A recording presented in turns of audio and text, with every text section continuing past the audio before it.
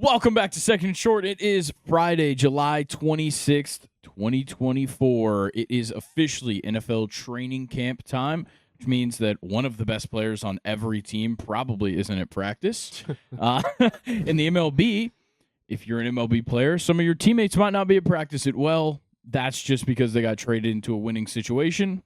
And in soccer, I don't even know what's happening. I really don't. I can't keep up with all the transfer rumors. I think we're just reaching this point in soccer where we just need to eat the rich or something. Yeah. Something needs to change. Yeah. Because they can't have everybody, right? All the top teams can't just have everyone. That's very true. You would think. Yeah. I definitely think at least for the Premier League talent is getting a lot more spread, in my opinion. Yeah, no, it definitely is. It is. How about Celtic beating Manchester City? It's interesting. Yeah, in preseason. And then today, Levi Cowill wanted to absolutely murder whoever Wrexham's captain is. Yeah, that was interesting. Yeah, it was. Doesn't Chelsea play Club America in Atlanta next week? Yeah. You going? Mm-mm. Damn. No. I went and saw them play. That's right. You went last year. Oh my God, who did they play? No, it was either Brighton. I think it was Brighton. Was it? Yeah, pretty sure it was Brighton. Yeah. Oh yeah, because they did that really big U.S. tour thing with all those teams from the Premier League. Newcastle was there. I watched them play. I remember that. Yeah. All right. Well, yeah, that's kind of the main stuff going on right now. Of course, the MLB trade deadline less than a week away now. I believe it is on Tuesday. Rest in peace, Mason Miller. Yeah, he just got hurt, so he's rest in peace because you have to stay in an athletics jersey. Not in Oakland. Next year he'll be in Sacramento. But he will be in that jersey. Garrett Crochet might be throwing away his chances getting traded. We'll talk about that later. Yeah. A lot of things to talk about with the MLB, of course. We're going to be doing our AFC North preview, and obviously Luke is being festive. I saw a terrible towel. I don't know where that might have gone, but I'm sure it will be coming out on this episode. And then, of course, we'll hit some transfer news and questions time. As per usual, anything we want to talk about before we get into the MLB recap? Trying to think. Hang on, let me check my Instagram saved real fast. We got Ethan behind the camera. Typically, I address that. I forgot to. Shout out, Ethan. Yep, shout out, Ethan. If y'all haven't already, go check out the Immaculate Grid Challenge. Yes, of course. Check out the rematch of the Immaculate Challenge. Go see if Luke held on to the crown or if Colin tied the series. Of course, if you are listening right now on the podcast side, you should rate 5 stars and follow us there. If you are watching on YouTube, subscribe, comment, turn on post notifications. And, join the subreddit, of course. r/2ND short, and submit your questions every Thursday. You already missed it this week, but we'll answer them next week on the podcast. Did you find anything else? Okay, well then. That was very good. After a while, it became a test. Yeah, no, I think I passed with flying colors. For sure. All right, let's start in the MLB. And where else to start than with Dylan Cease throwing the Padres' second no-hitter in franchise history. Yeah, about an hour before I left to come here. Nice. Pretty much. Yeah, it was pretty recently. Yeah. Honestly, he's kind of just having one of the best 3-game stretches potentially in MLB history. Really? Yes. So his last 3 starts, 22 innings pitched, no runs, 2 hits, 7 walks, 30 strikeouts. Wow. Yeah. Yeah, absolutely. That's pretty crazy. Yeah, he is. He became the only pitcher in baseball history to allow 2 or fewer hits in a 3-start span of at least 20 innings pitched. Dang.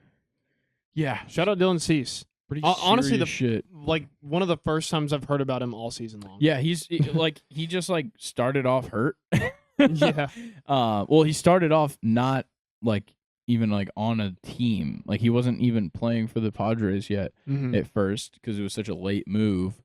And then I think he started off hurt, and then he finally showed up. Didn't really look all that great because he didn't play any spring training. And then here he comes is. Out and, these last 3 starts have been ridiculous. And there was numerous close calls. I'd like Ethan to pull up 2 of these videos that I have. One of them being a 4-8 pop out in the 5th inning. Does that make any sense? Probably not.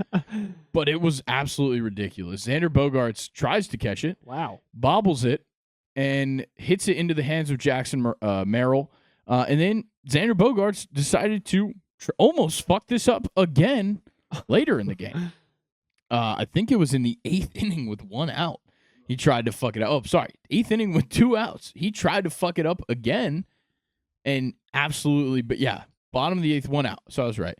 And that was his 99th pitch of the game. Bobbles it right there. Whoa. Crazy ass move where he literally, he pulls out of the glove. He hits it, accidentally hits it into his own glove, swipes it into his hand. He makes the play at first.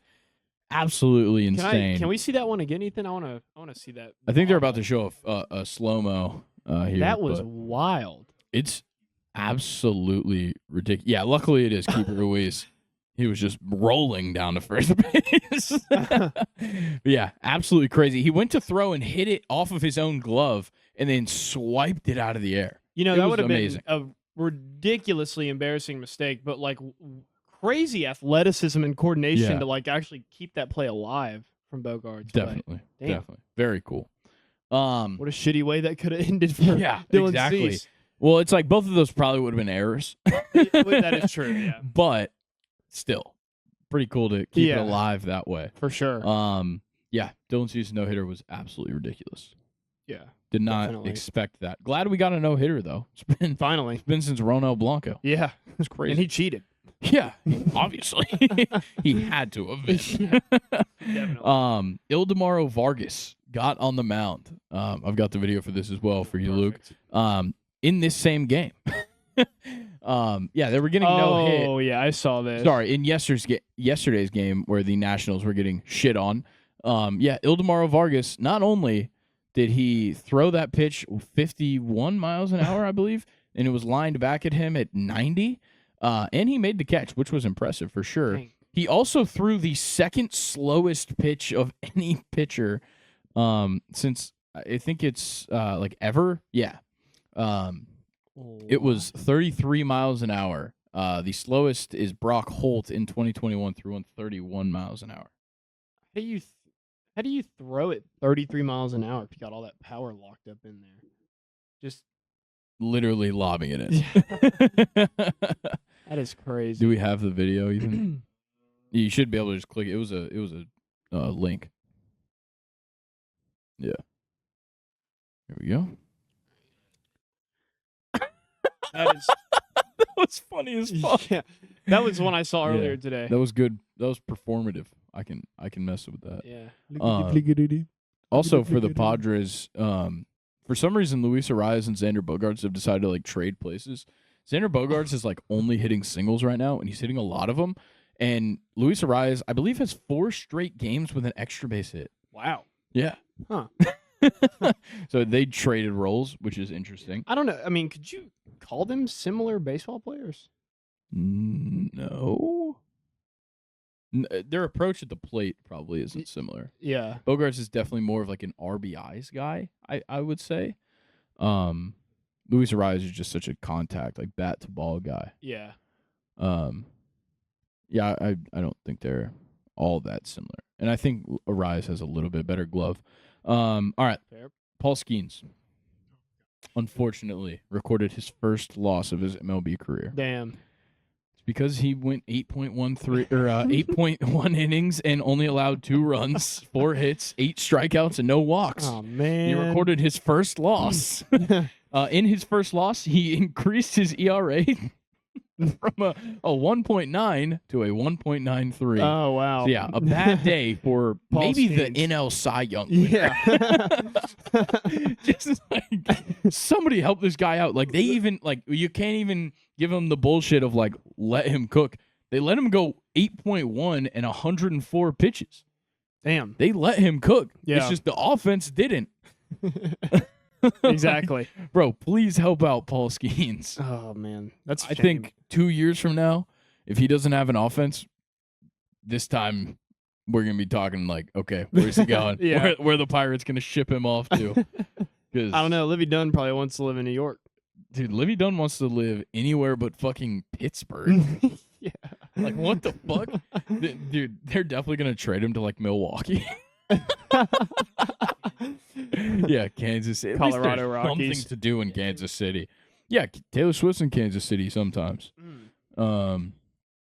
Yeah. I'm trying to think of a worse market for Paul Skeens to be traded to. If Paul Skeens got traded to Kansas Baltimore? City. Is Baltimore a worse market? Yeah, Sacramento would be a worse market for sure for 2 years. But dude, if Paul Skeens got traded to the fucking Sacramento the Athletics, and then left when they were about to go to Vegas, you know exactly what team he'd land on. The Dodgers. Our fucking luck. Yeah. Paul Skeens would be on the Dodgers. That is very true. And I can't live in a world where that happens. So I need the Pirates to figure some things out. But yeah, Paul Skeens is absolutely ridiculous. And kind of on the complete opposite end of the spectrum, 44-year-old Rich Hill trying to get back on the mound. Oh, my God, yeah. Good old Dick Mountain trying to get back on a team. He's already gotten interest from the Yankees and Dodgers. Yeah. Which is pretty awesome. Yeah. 44-year-old Rich Hill throws like 85 miles an hour max. Yeah, he needs to be thrown to his kid. Yeah, throws still probably one of the best curveballs in the league, I'd say. Wow. At the ripe age of 44. He's older than like some people my age's like parents. Yeah. It's crazy. Let's talk about maybe the funniest thing that happened in the MLB this week. Cal Quantrill made Reese McGuire fly out to center field while up 8-2. Quantrill naturally celebrated because he gotten out. Then again, once again, he was up 8-2, and they eventually won this game. I think 20-7. Holy shit! But Cal Quantrill naturally just celebrated, did a little fist pump, kind of towards Reese McGuire as he was coming back, running back across the field. Then Reese McGuire said a few words, and then Cal Quantrill just whipped out old reliable. Yeah. He was just like, you know what I'm going to do? Only because it's Reese McGuire? Talk about the only thing that makes him relevant. And yeah, so Cal Quantrill said, "You jacked off in a fucking parking lot, you dumb fuck." And you can vividly see that is what he says. And then, of course, bench is cleared. Okay, let's be honest. Do you know Reese McGuire as once a promising prospect for the Blue Jays and is like a 210 hitting catcher? Or do you know him for jerking off in his car at spring training one time? Exactly. I think the second one. Yeah, everybody knows him for the latter.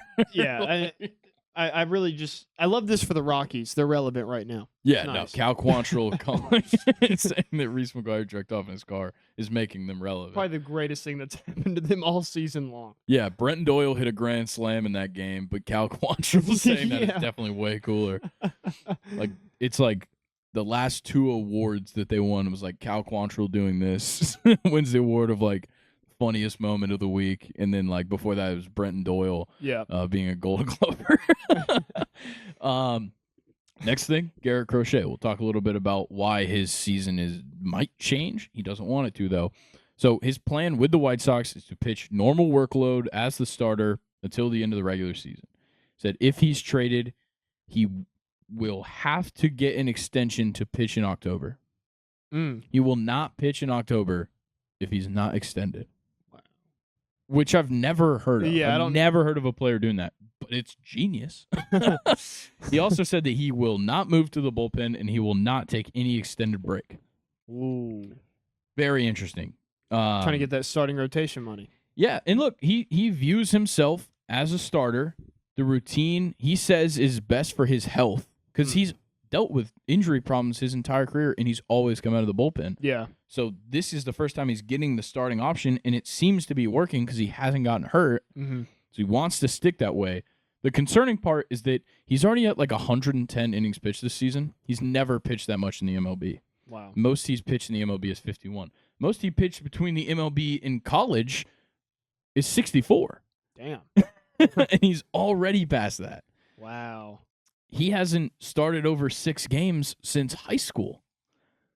Jesus. Yeah. So, like, this is very new territory. Yeah, it makes sense that the White Sox or any team that would be interested in trading for him would be hesitant to do anything because he's never done this. Like, this is so uncharted for him because he's always been a reliever. Mm-hmm. He was literally the closer for 2 years at Tennessee. I think he got hurt his senior year, but he was literally a closer.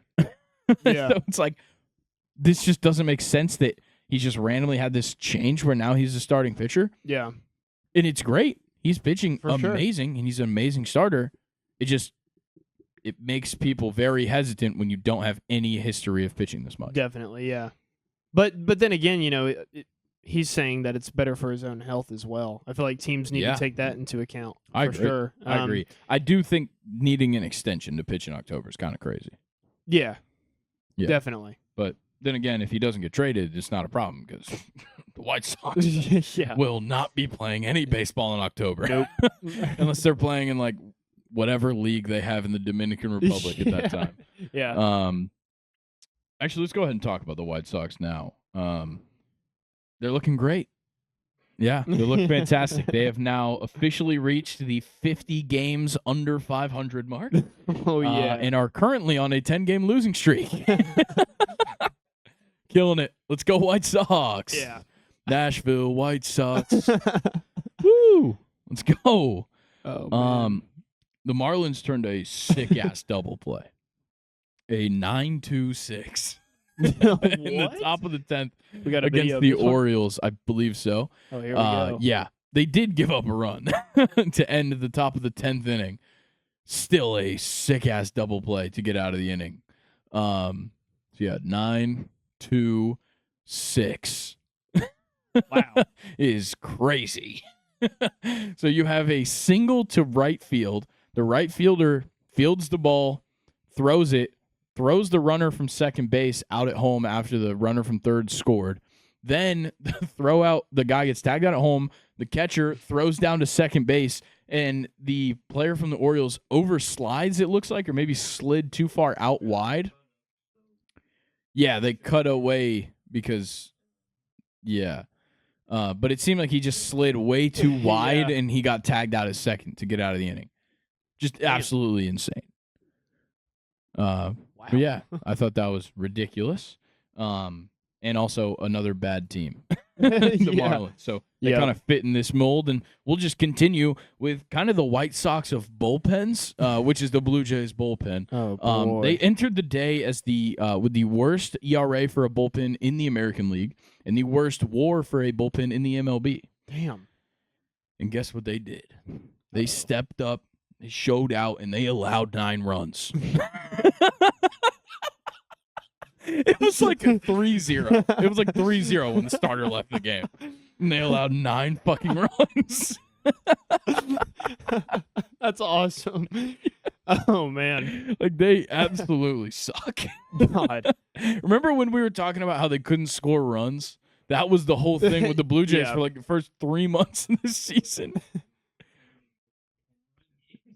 Yeah, they have like a ton of 10-run games where they couldn't score runs in like the first 3 innings. And now the bullpen just gives everything up. It's crazy.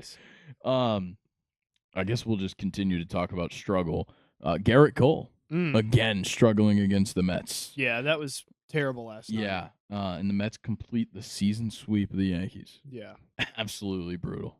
It's terrible. What are you thinking about this Yankees team? What a weird fucking month it's been. Oh, man. A couple months. Yeah, like month and a half. Dude, and in May, and like from all of May to like mid-June, like you were going to have to rename the month of May Aaron Judge. That's what I thought was going to happen. Okay. I don't know. Maybe Aaron Judge month?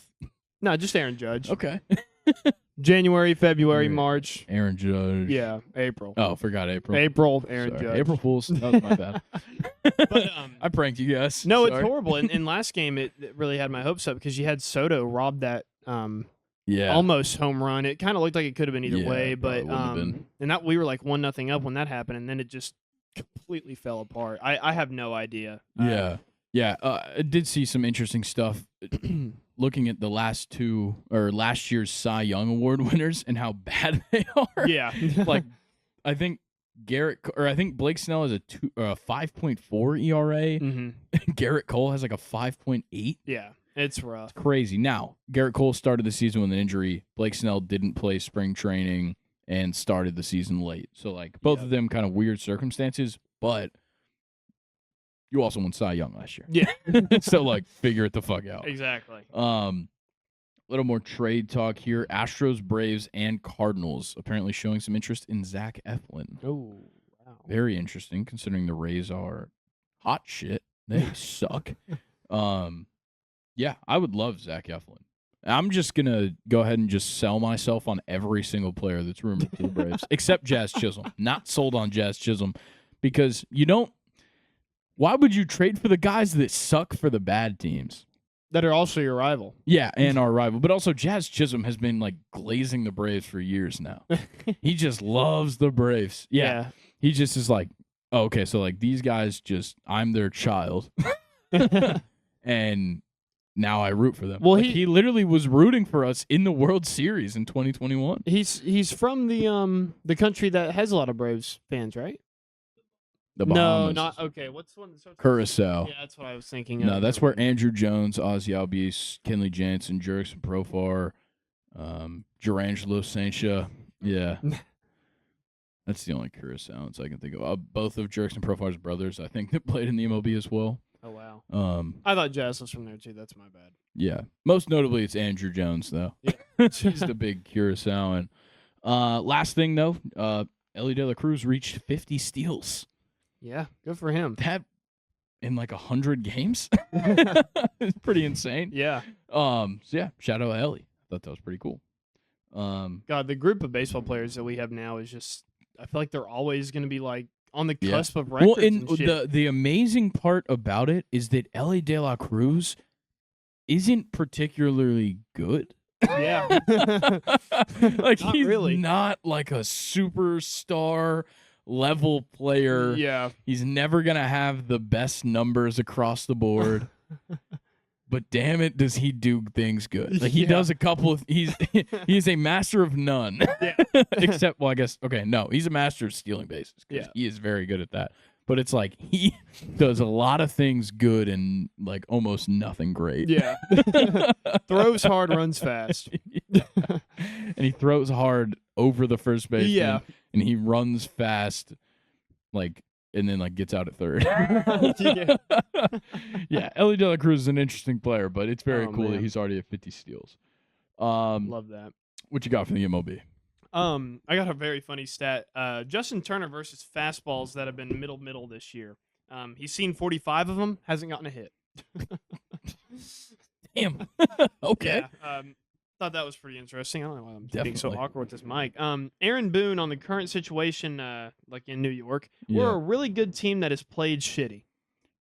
I guess. Appreciate it, Aaron Boone. I think he's right. Oh, hold on. Question. Hot seat? I hot seated him at the end of last year. I still think we would have been better off keeping Girardi. Okay, well, that's how I feel about it. Don't get me wrong, I like Aaron Boone, but I think we could have better. I do too. That's why I put him on the hot seat last year. Yeah. And then you guys decided to start off really good, and it might have ruined that. Yeah. Might have ruined your chances of losing your manager. Kind of Eric Ten Hog winning the FA Cup over here. Exactly. That is exactly what Aaron Boone did by starting off the season so well. Yeah. American League WAR leaders through July 22nd. This is rookies, by the way. Mm-hmm. So Colton Cowser is first with a 2.4. Then it goes Luis Hill, Austin Wells. They're at a 2 and a 1.9. Then Mason Miller and Max Schumann from the A's. Interesting. Yeah. So I thought that was pretty cool. Yeah. You have 2 Yankees and 2 A's, and then 1 Oriole. Very. Yeah, I didn't expect Austin Wells to be so high. Yeah, on that this is pretty list, high. But I don't know. Fair play. Javi Baez has a lower OPS than any qualifying hitter in baseball history. The Tigers owe him $73 million over the next 3 years. That's awesome. And Trevor Bauer and Robinson Cano are not on an MLB team. Yes, correct. Yeah, and you love it when I say that because you just love saying, yes, correct. He's not in the MLB. You're right. He's not in the MLB. But actually, fair play to Robinson Cano, though. He's actually been killing it. Yeah, in but Mexico. Robinson Cano is like old as fuck. Yeah, but I mean, he still could be like a Nelson Cruz, Albert Pujols. He probably didn't have to leave the MLB. Maybe. But Yeah, oh my God. What? Yeah, Robinson Cano did play for the Braves. Ethan, for like give me a week. picture. I've never seen we that gotta before. see. So I think Ozzie Albies got hurt, and it just perfectly lined up. With Ozzie, so it was recent, like more recent. Yeah, I think it was like Wow. 2019. Yeah, the No Mets way. released him, and we just. Yeah, we can show this to everybody. I want to see this. Yeah. Yeah. We should be able to pull it up. I don't know. You'll have to click the second source there and choose the sources. Second one. Choose it. Yep. And then there you go. There you go. Robinson Cano and the Atlanta Braves. What? He was really bad. No I don't think way. he really did anything. What number was he? 22? Yeah, he was. Wow. Yeah. Very interesting time. Oh, shit. Okay, so then it was 2022 then. What? Yeah, it was the beginning of 2022. Pretty insane. How many games did he play? Not many. Go to Baseball Reference. It'll be on there. I don't know why I'm so fascinated by this. I don't blame you. Oh, wow. Okay, so Robinson Cano is retiring a Brave. For your immaculate grids, remember Robinson Cano. Yeah, but let's be honest. The way better Met Brave is Jeff Francoeur. He's the go-to play for me. Jeff Francoeur. You don't think Robinson Cano would that be one would lower be way lower. That's what I'm saying. It would be way lower, but I'm loyal. I'm loyal to Jeff Francoeur. If there is pretty much Braves and any other NL East team, I think he played on every NL East team except one, maybe. I don't know if he played on the Phillies, but I think he played on all the other ones. He also played on the Royals. I know that. Maybe a Giant as well. Big Jeff Francoeur fan. Yeah. Love him on TV as well. Yeah, he's great on TV. Fun fact about Jeff Francoeur, doesn't take notes. Yeah. Off the noggin. Yeah, bro thought he was calling, I guess. And Brock, for that matter. Wow. What do we got, Ethan? He played 22 games for the Giants. That's more than one. Damn. And then he had a 3-year stint with the Royals. Yep. Yeah, but it was mostly Atlanta, Mets. Yeah. He also he just like kept coming back to Atlanta. He had a 15-game stint with the Rangers. Nice. That's a good one to know for the Immaculate After he was Grid. traded from the Mets in 2010. Imagine seeing Rangers Royals and thinking Jeff Francoeur. Just being like, yeah. Oh, wait, he did play for the Phillies. I think Okay. he didn't play for the Nationals. Gotcha. Imagine seeing minimum 1-game catcher, minimum 1-game shortstop, and picking Russell Yeah, Martin. that's fair. That was absolutely fucking When ridiculous. you did that, all I could think was Isaiah Kiner for Lefo. Yeah, and I told them that right after we were done recording. I was like, did you guys not see the obvious one? Which is obviously IKF. Who did Colin go for? Colin did an accidental guess. He guessed like somebody that caught for like the Royals. That was a Or weird the Cubs square. or something. Yeah, no, it was weird because both you guys missed it for the same reason. You both just thought like, oh, this guy played catcher. But you didn't even look at the shortstop part. Yeah. Whatever. Don't want to spoil that video for you guys. Go watch it if you haven't. I have one more thing. Yeah, continue. A very bizarre Juan Soto play kind of sums up also, other than what Aaron Boone said of kind of like how the Yankees have been. So it's a 3-0 count, and Soto's up in the batter's box, and then he's swatting at bees, and he kind of gets like pushed out of the plate a little bit. And like I said, it's a 3-0 count, bases loaded, 1 out, and he grounds out into a double play, swung at the very next pitch he saw. What the fuck? Yeah. Just call time. Exactly. That's so weird. Or just take a pitch. No, he stepped out of the box, and they kind of like granted it to him. But he swung at the next pitch he saw on a 3-0 count. Okay. And it's That Juan is Soto. weird. Yeah. Yeah. That is very weird. Here we go. Yeah. Swiped it. Yeah, he did. He swiped it a B for sure. And they let that fly? That's kind of crazy. Like Shane Baz was very close to throwing that pitch. Yeah, but the umpire didn't grant him time, so he shouldn't have let that fly. And that was a 0-0. That was an 0-0 count. That was the first pitch of the at bat. Yeah.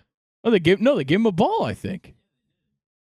That's crazy. I guess he missed the spot. Yeah, he missed the spot. So that's kind of insane. Yeah. Huh. All right. So. Juan Soto, scared of bees. Dummy. All right. Is that all? Yep. All right. Then let's talk football. AFC North Preview. I know you're excited. Very excited. I don't think you're excited for my standings prediction. I'll go ahead and say that off the top. I just want you to know before you say any of your standing predictions that Mike Tomlin is still the head coach. No, he is. There's no way. I think we went over this last week with the AFC South. Just because, and I'm not spoiling anything. Just because you're in last place doesn't mean you can't win 10 games. That is true. That is true. So I'm just gonna put that out there. And I'm gonna start from the bottom. Steelers, Browns, Bengals, Ravens. Not falling for the Browns this time around. Okay. Mainly because of Nick Chubb and the existence of Deshaun Watson. Okay. Is Nick Chubb still going to be hurt? He is currently going to miss the first couple weeks. Okay. Supposed to come back. But also, he is like 28. He has torn his ACL 3 times, I think, in his career between college and the NFL. Something like that.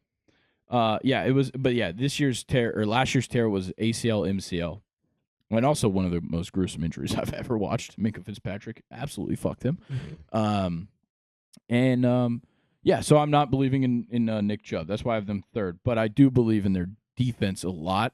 And I think Deshaun Watson can be good. I'm just not believing in Nick Chubb. That's the main part of this team I'm not believing in. All right. Bengals. It's so tough, dude. But I can't not believe in Joe Burrow and Jamar Chase to do something good. I feel like. Yep. Like those two. Also, both of them shaving their heads. Baller. Love that. Yeah. Also, I love that Joe Burrow dyed his hair. I don't care if anybody has to talk some shit. Get it. I get it. Oh, the women don't think he's as hot anymore. That's good. The guys get Joe Burrow back.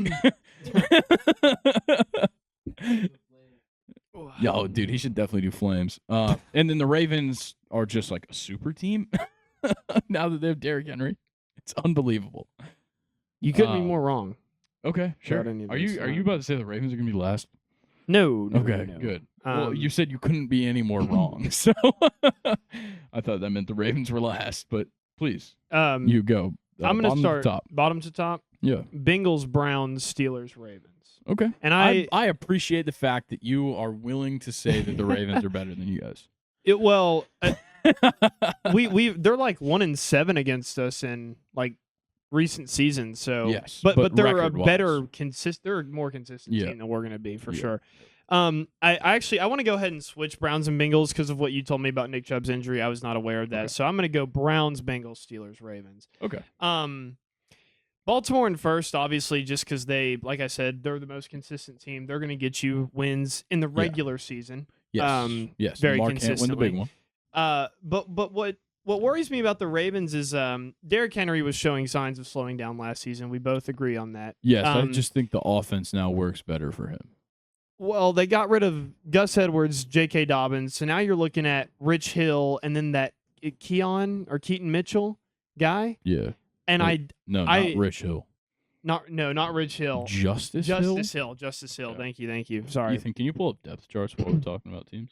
And I just don't think that Derrick Henry with this Ravens offense and the workload that they're going to give him at this age with signs of slowing down. See, that's the thing. I don't think they're going to give him a huge workload. I don't know. They took a guard second round. No, it doesn't mean a lot, but yeah, but Lamar is going to run. Lamar is making up for the running that like Derrick Henry did extra with the Titans. Like Derrick Henry ran extra for the Titans. For sure. Compared to any running back in the modern day, he ran extra for the Titans. Lamar Jackson makes up for that now. And you get the chance to still utilize your fast receiving core a lot. I don't think Nelson Aguilar is really going to stay as the number 3. I probably think Tez Walker emerges out of that group. But with Mark Andrews and Isaiah Likely, both as very good receiving options that will see the field often. And then, of course, you can run a heavy package with Pat Ricard in the game, one of the best fullbacks, if not the best fullback in the NFL. Him and Juszczyk, But with that great offensive line that is very good at run blocking in particular, it's great for Lamar and Derrick Henry. I think Derrick Henry is now going to get the opportunity to just be like a 25 carries guy or a 20 carries guy. That's still a lot. I know it's a lot, but it's not 30 like he was getting for years in Tennessee. That is true. But very valid points, but I just I don't know, new team, new playbook. I agree. I think Todd Monken in particular I believe in when it comes to having a good running back. I do like Todd Monken. Yeah. So I believe in his I believe in his abilities with this offense and the style that he's going to run it in, because I think Gus Edwards, like the good parts of Gus Edwards and the good parts of J.K. Dobbins is exactly what Derrick Henry is. Gus Edwards is really good at being a physical running back that can get into the end zone and like can just get through people. Mm-hmm. J.K. Dobbins has the ability to break free, uses his strength to his advantage, can run to the outside, can run to the inside when he needs to. That's everything is what Derrick Henry does. Yeah. All of those things Derrick Henry does, and he just also happens to be the only 2,000-yard rusher since Chris Johnson. Yeah. So that helps his case as well. The fact that he can and has been a workhorse for years. Okay. So I'm high on the Derrick Henry move because I think they can kind of restructure what he adds to the team. Fair. Do we want to keep talking about standings, or let's talk about dark horses while we kind of talk about the teams? So anyone? Yep, same. Yeah, anyone. I really could make a case for the other three teams here easily. Yeah, okay. So my biggest thing is that I have the Steelers in last because they have the highest chance to play the worst in my eyes. Like players on their team have the highest chance to play the worst. Okay. Mainly just from the offensive side. Okay. The offense, I think, is not going to be as good as we'd maybe hope. I'm not high on Russell Wilson, who is hurt at the moment. And I'm also not high on the option of Justin Fields coming into the game because this receiving core is so bad. I'm choosing not to believe in George Pickens this year. Oh, wow. And he's all that you got. Yeah. He really is. It's literally Roman Wilson sucks dick. It's the weirdest receiving core. It's like Scotty so bad. Miller, Von Jefferson, Roman Van Wilson. Jefferson, yeah. Van Jefferson, notably a horrible Falcon. Yeah. Good Ram, though. Very good Ram, actually. Very good Ram. Horrible Falcon. Yeah. Me and Colin, I think, spent 15 minutes shitting on him on an episode last year. Yeah. So, that's funny. Enjoy. I'm sure fucking Arthur Smith loves him for some reason. Yeah. I don't know. If I'm going to talk about my own team for a second, Russell Wilson from Kenny Pickett is such a it's an upgrade. Huge upgrade. We have a Super Bowl champion. You have somebody that's able to throw over 300 yards. Yeah. I love the offensive line aspect of our draft. I think we got 3 really solid guys. Love Fatano. Yes, and on top of the young guys that we already have, we kept Jalen Warren. Najee Harris is kind of in like this weird 5th-year option. He's not talking to media. Yeah. I'm sold on Najee this year though. I don't know why. I'm buying into Najee Harris. I love Najee Harris. Yeah. Okay, so I'm taking firm stances on people this year. That's my play. Yeah. And I really want it to pay off. It won't. I know that for a fact. But I'm going for firm stances this year. Yeah. I'm either in or out on you, no matter who you are. Yeah. I'm gonna start talking punters one of these days. And then, I mean, you're right. The receiving core is trash, but I'm already pretty much counting on Brandon Ayuk being a part of our team week 1. I think it's gonna happen. It's fine. I counted on him to be a Colt. So yeah. And then with Russell Wilson, being such a better upgrade, I just think all those receivers are going to play at least a little bit better than what they would. I don't know how much Russell Wilson and George Pickens will get along. That's a good point. I don't think danger witches are going to fly. Very opposite George Pickens. Yeah. George Pickens is not going to fuck with Russell Wilson. I have a feeling George Pickens will directly to his face call him like a cornball. George Pickens, first of all, seems like the guy that would call people cornballs. And second of all, Russell Wilson seems like the guy that would get called a cornball. Yeah, that is fair. I don't see any chemistry between those two. That's fair. Maybe between Justin Fields and Pickens. Yeah. They were Georgia teammates. That is true. when all Justin Fields did was hand the ball off at UGA. At the end of a game. Yeah. The Cleveland Browns are like we both agree on their defense is probably like top 2, top 3 in the NFL. Yeah, I see them doing exactly what they did last year, minus the Joe Flacco explosion. But plus Jerry Jeudy. Yeah. Which is very minor, I think. I agree. Yeah, no, but I think it helps because it means Elijah Moore can almost play a bigger role. I know he's moving to wide receiver 3. Yeah. But it opens his lane. Yeah. And I love what we saw from David Njoku last year. It was like kind of his finally he lived up to the expectations. Despite the fact, I'm just gonna pick up where you're going. He lived up to the expectations for the first time, but he also he burned his whole fucking face. Yeah, and still looked good in the game. Not without a helmet on, but he looked so good in these games. Sounds like Ethan must have had a fantasy football mishap with David Njoku. Oh, okay, never mind. Okay. Yeah. When he walked in with a mask, it was sick as hell. That was cool. But yeah, David Njoku finally kind of lived up to some expectations. But also, I have a feeling Deshaun won't be as injury-ridden this year. Yeah. Like, we're not going to see 5 different starting quarterbacks for the Cleveland Browns this time around. No.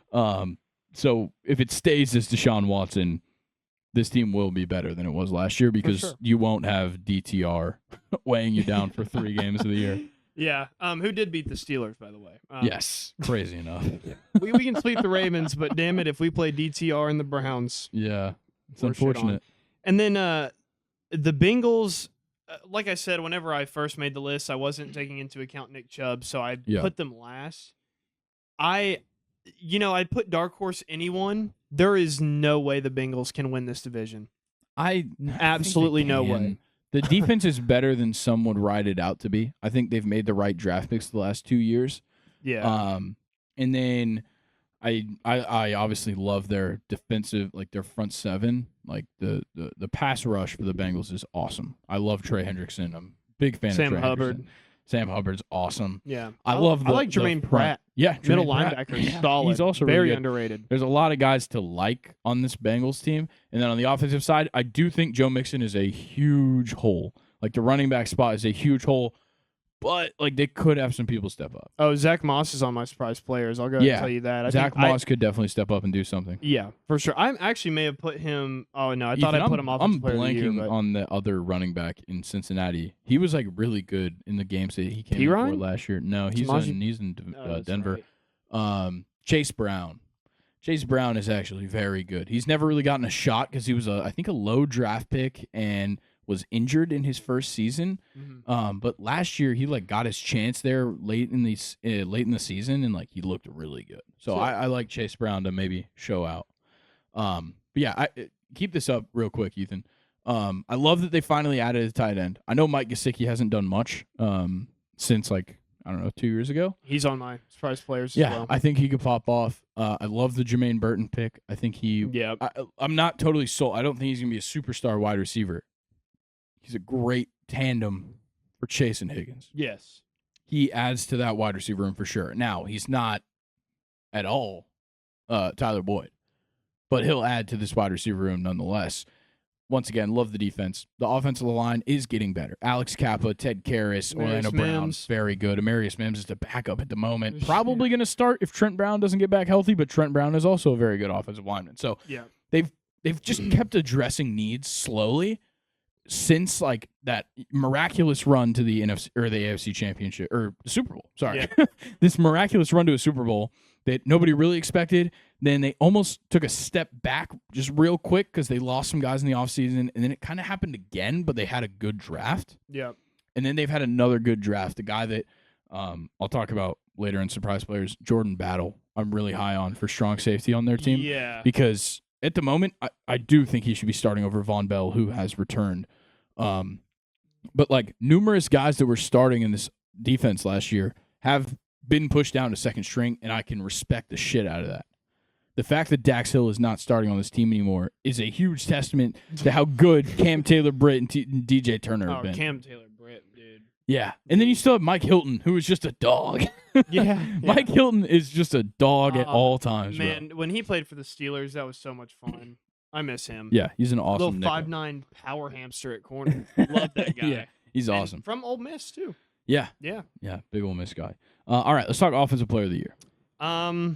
I have a couple here. Not a lot though. Okay. But you just want me to run through guy by guy, or go ahead and hit your guys. Okay. Najee, George Pickens, Lamar, Mark Andrews, Joe Burrow, Jamar, Chubb, Amari Cooper. Okay. Yeah, I have essentially the same list, a little bit thinned out. I have Lamar, Mark Andrews, and Derrick Henry for the Ravens. So I'm believing in Derrick Henry. Once again, I'm taking hard stances on guys, and I like Derrick Henry in this offense. Yeah. Joe Burrow and Jamar Chase are the only Bengals. Mm-hmm. Amari Cooper is the only Brown. Mm-hmm. I truly think he's the only one that will have like a crazy show-off season. It will not be Deshaun Watson whatsoever. And then obviously we talked about Nick Chubb, so that's why he's not on mine. And then Najee is the only Steeler I have. Yeah, I do like the upside for Najee, and he's proving himself for money. Yeah. And if you're a running back and you just saw what Christian McCaffrey and Saquon just got paid, you want to play on their level for right sure. now. Yeah. So I think Najee is primed for a good one. Yeah. And the offensive line. I'm going to be honest, throughout these, this is now our third preview, I'm high on running backs this year. Okay. That's my big thing. I'm buying in on running backs. I'm buying low. Yeah. Their contract, like the value of the running back right now is as low as it's been. Yeah. So I'm buying in now. I love it. I love that. All right, let's talk defense. I've got 3 Steelers. I have a ton of people. I'm sure you do. I'm sure you have like the entire front 7 of the Steelers, if I had to guess. No, not a lot of Steelers. Okay. There's probably more guys from other teams. There is a lot of guys. I must say, I'll just to go ahead and preview this. 1 Bengal, 3 Ravens, 2 Browns, 3 Steelers. All mine are mixed. Okay. Yeah, I don't know who. All right. My 3 Steelers, Minka, TJ Watt, and JPJ. Not Cameron Hayward? I'm not going with Cameron Hayward. But I also had Joey Porter Jr. I am proud of you for that. Yeah. To me, with Cameron Hayward is that he'll never have better numbers than TJ Watt. Yeah. And that's just going to overshadow him at all times in the pass rush. Which sucks because his numbers at his position are actually really good. Really and they've been really good for a long time. Yeah. Yeah. No, they have. But he'll always be outshadowed by TJ. Yeah, for sure. I love Joey Porter Jr. I like the way he plays. Yeah. That's really what it comes really down good to. stats, too. I don't have any of them written down, but very surprising. Yeah. Like looking back at how good he played last year. Minka Fitzpatrick is himself. He's just a dog, man. The Nick Chubb knee collector. Yeah. Bum, bum, bum. That is one of the things he did. Sorry, I hate to joke about that. Because that really does I think suck. we can joke about it now. Yeah, but it sucks, though. Like, It does. He's. I don't know. I honestly think Nick Chubb could have probably been like a top 5 running back all time, stayed healthy. Maybe. He's got the package. My favorite what if is Sony Michel. Ethan, pause. Sony Michel. Yeah. He's my favorite what if. What if he didn't win that Super Bowl so early? Yeah. What if Sony Michel didn't win that Super Bowl so early and just gets so complacent with life? Yeah. It's not even like a real injury thing. Like I'm pretty sure he got pretty beat up a couple times, but like what if he didn't get so complacent after losing or winning a Super Bowl like second year of his career? James White with and Tom Rex Brady? What if James White and Rex Burkhead never played on the Patriots? Yeah, exactly. Exactly. I love running man. back what ifs because like 90% of them are like, what if he didn't get hurt? Yeah. It's just like, dude, he's a running back. Everybody gets hurt. Oh man. All right, continue. No, I want you to go ahead and run through the rest of your guys. Yeah. I've got on the Browns, Myles Garrett and Denzel Ward, which are just like such obvious picks. The only guys that I had as well from Cleveland. Yeah. I'm just saying right now, I will never not put Denzel Ward until somebody proves me that he shouldn't be here. Yeah. Only because of the clip from him at Ohio State where he lights that dude up in the backfield and Gus Johnson goes, "You got barbecue back there and didn't invite me?" It's so good. And he just goes, "Denzel Ward." I fucking love it so much. I'm not a huge Gus Johnson fan, but that is a fucking amazing call. Where did Greg Newsome the second or the third go? I don't know where he went to college, but he's very. Good. But I don't think he's on the Browns anymore. No, he is. I didn't see hurt. him on the roster. I believe he's hurt. Oh, that's probably why I didn't see him on the roster because he's hurt. I'm pretty sure he's there. He's a dog too, though. Yeah, he's very good. Yeah, very good. But yeah, and then Myles Garrett is the reigning defensive player of the year somehow. I didn't agree with it, but yeah, yeah, he is. So unfortunately, Ravens, Northwestern for Greg Newsome. Very cool. Shout out. my Ravens are Roquan Smith, Kyle Hamilton, and Justin Madubuike. Wow. Yeah. Love Justin Madubuike. Last year he was awesome. I think he just takes another step forward personally. Yeah. And it's so hard to win Defensive Player of the Year defensive end. It's an outside linebacker and corners award. Yeah. But Justin Madubuike has a chance. Roquan is obviously a fucking animal. Yep. And Kyle Hamilton, I see him as like I think one of some guys. I think you're probably right, but Kyle Hamilton I see as like one of, if not the best safety in the league at this very moment. Wow. He's really good. I don't know if he's up there with Minka personally. But no, Kyle Hamilton is just a missile. Yeah, he's amazing. Who do you think I missed on the Ravens? I had Marcus Williams and Marlon Humphrey. Okay, that's fair. I'm not not super high on. I'm really not anywhere on Marlon Humphreys. You know, he is on the decline. I don't even know if he's on the decline. I just don't think he's ever been like a top 5 guy. I don't. If you were fanning the division, that's fair. I don't get to see him play a lot, but I don't feel like he never had a year where it was like, that's fair. Like he never had a Jalen Ramsey type year. Yeah, or like a Sauce rookie. Yeah, he never stood out like that. I've always respected him as a good corner. Yeah, but I've never thought of him as one of the best. That's fair. And then my one Bengal is Trey Hendrickson. That's it. Okay. I probably could have put Hubbard, but just Trey Hendrickson. All right, I'm gonna run through my list real quick. I also had Trey Hendrickson, by the way, but I had Myles Garrett, Denzel Ward, T.J. Watt. I don't know why I'm counting these, but Cameron Hayward, Minkah Fitzpatrick, Trey Hendrickson, Roquan Smith, Marlon Humphrey, Kyle Hamilton, Marcus Williams, Patrick Queen, and Joey Porter Jr. Got it. Yeah. You had 12. I know you stopped counting, so I got it for you. Thank you. Yeah, I don't hate that at all. Patrick Queen, I think, is relatively surprising. I think he's poised to be crazy this year. Okay. Yeah. Fair enough. Rookie of the year, I have one. Okay. I have more rookies than my surprise players, but I only have one rookie of the year. Okay. I would like, so actually I'm going to go ahead and just say the rookies that I have on my surprise players list as well. I would have Jermaine Burton and Tez Walker here, but they're not going to play a big enough role starting off. Yeah. Like Jermaine Burton might not even play a big role at all. But he can because we've seen T. Higgins, Jamar Chase, and Tyler Boyd function. I don't see why Jermaine Burton can't just plug into that. Yeah. For Tez Walker, he's just got to prove himself early. Once you can be a reliable pass catcher for Lamar, he's going to go to you a lot. Yeah. We saw that with Zay Flowers last year. If Tez Walker can be that, which I don't know if he can. I really don't, because I didn't like his Senior Bowl. His combine was fine. We'll see what happens with him because he definitely plummeted down draft boards. But my only rookie of the year is Nate Wiggins. I love Nate Wiggins so much. He's the only one that I had. I just wrote down rookies that I thought would be like effective, but as far as like rookie of the year, Nate Wiggins is by far the front runner. Yeah, there's definitely rookies I like. Like we already talked about Troy. I think Troy's going to be great. Amarius Mims. Yeah, I think Mims could start. I really don't know if he's going to start. If he can, then Amarius Mims will definitely be an impact player. Yeah. But for now, Troy Fatanu is definitely the guy I'm the highest on. I was high on him throughout the entire draft process. Yeah. Like I think you probably remember, I had him going to the Seahawks like really early on. Yeah. Before a lot of people were bought in on him, and then you guys came out of kind of nowhere and took him. So. And it's just like going back to his draft night. It's just so cool that like Troy Polamalu created this like Samoan, Polynesian kind of like fan base in Pittsburgh, and he was so happy to get drafted by us. So that's just really cool to see. Yeah, it's pretty awesome. Yeah. All right, I guess we'll do surprise players then. Did you have any other rookies you want to hit on before we did that? I'll start with my rookies, and I'll just put it with my surprise players. So I have a lot for the Steelers because I feel like there's a lot of room for rookies to flourish with the Steelers. Yeah, I think there's opportunities for sure. Just because I think nobody's safe in Pittsburgh as far as their starting job. There's a couple guys that are, but you get it. Troy Fatanu, obviously. Zach Frazier, I think, is probably going to take over center from Mason Cole. He's out of West Virginia. He was another guy I was high on. I had him going in the first round as well. Yeah. So.